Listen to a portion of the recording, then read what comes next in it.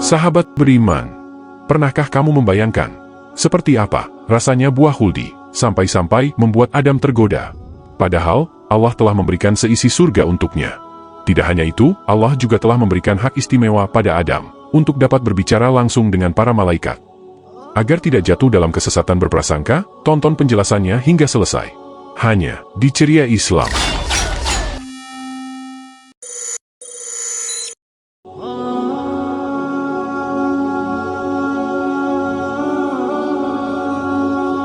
Bismillahirrahmanirrahim. Assalamualaikum warahmatullahi wabarakatuh. Buah khuldi adalah sebutir buah yang hingga kini masih menjadi misteri bagi para pemeluk agama samawi. Tidak hanya misteri dari rasanya, namun juga dari wujud dan maknanya. Maka mari kita selami bersama. Apa makna sebenarnya di balik buah yang berasal dari pohon terlarang ini? Semuanya bermula dari firman Allah yang penuh hikmah. Dan kami berfirman, "Wahai Adam, diambillah engkau dan istrimu di dalam surga, dan makanlah dengan bebas segala buah-buahan yang ada di sana sesukamu. Dan janganlah kamu berdua mendekati pohon ini, yang menyebabkan kamu termasuk orang-orang yang zolim."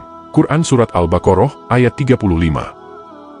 Perhatikan sahabat beriman, Allah tidak mengatakan jangan makan buahnya, tetapi jangan dekati pohonnya. Sebuah perintah yang menunjukkan bentuk pencegahan sebelum kejatuhan. Sebab, dalam logika ilahi, menjauhkan diri dari sebab kejahatan, jauh lebih baik daripada melarang akibatnya. Namun yang menarik, dalam seluruh ayat Al-Quran, Allah tidak pernah menamai pohon itu sebagai khuldi. Nama itu justru keluar dari lisan iblis. Perhatikan firman berikut. Lalu setan membisikkan pikiran jahat kepadanya, dengan berkata, "Wahai Adam, maukah aku tunjukkan kepadamu, pohon keabadian dan kerajaan yang tidak akan binasa?" Maka keduanya memakannya, lalu tampaklah bagi mereka auratnya. Dan mulailah mereka menutupinya dengan daun-daun surga. Quran Surat Toha ayat 120 hingga 121.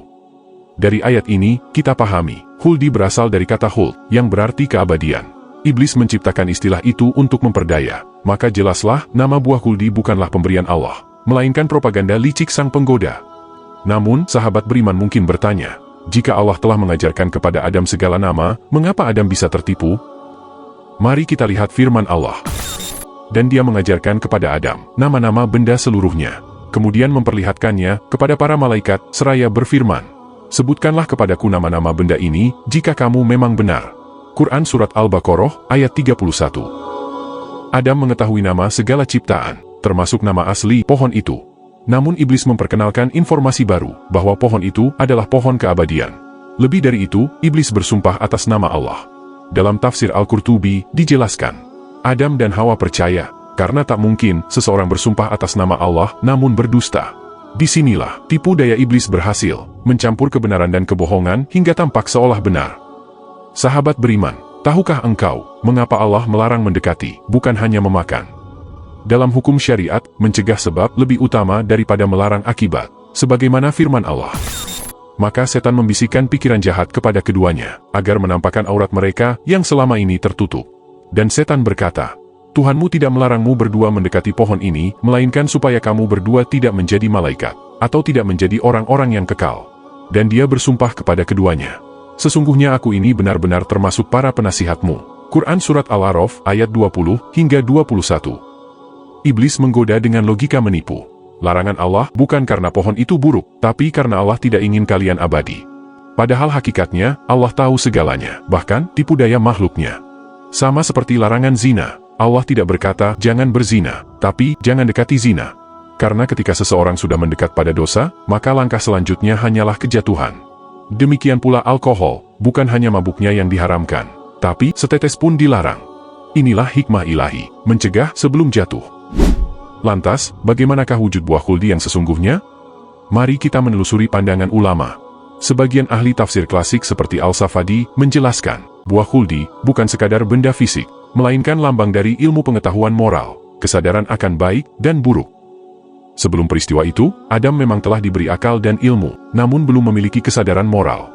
Maka ketika memakannya, terbukalah pandangan batin mereka terhadap aurat, terhadap rasa malu, terhadap nilai baik dan buruk.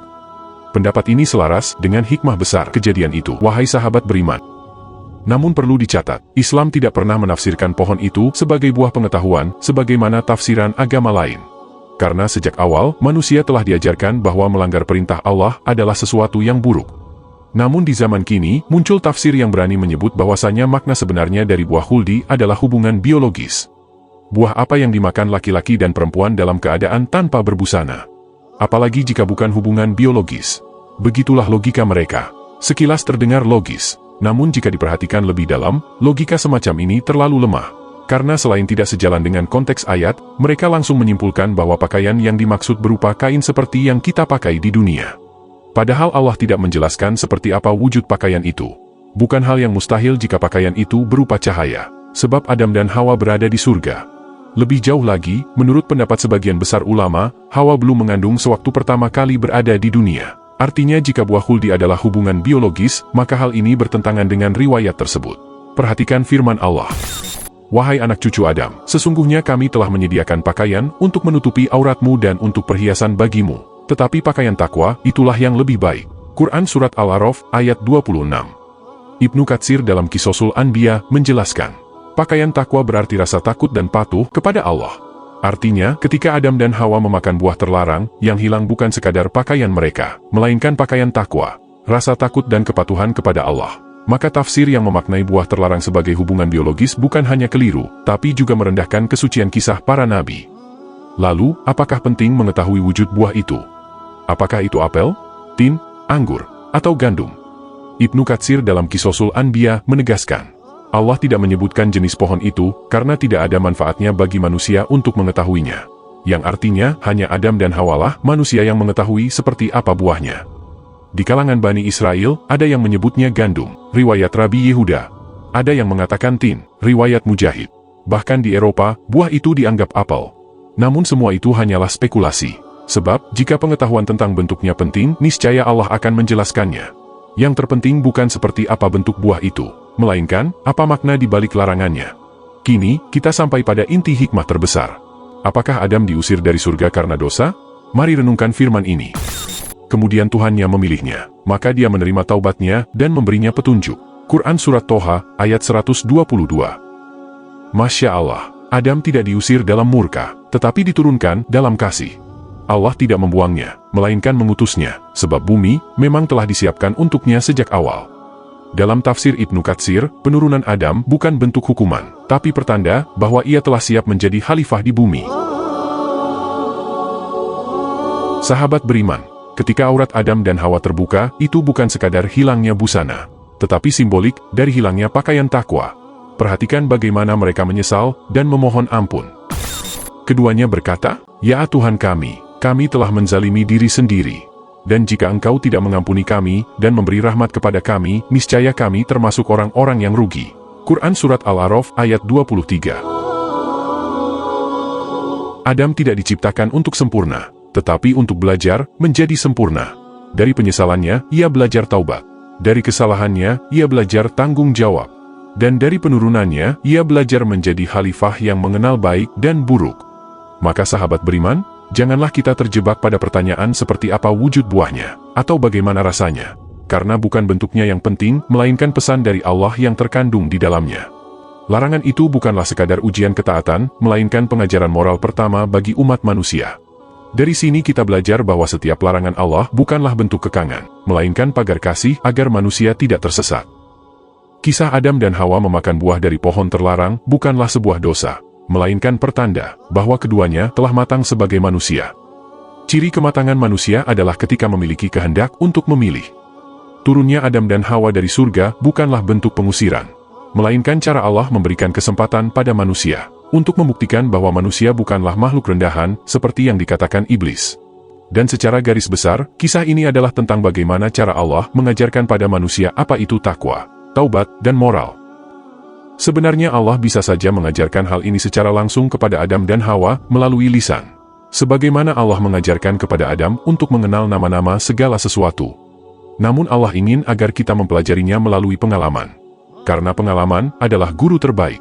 Demikian pula Allah mengajarkan kepada kita hari ini, untuk mengenal makna di balik setiap larangan, agar kita tak hanya berakal, tetapi juga bertakwa.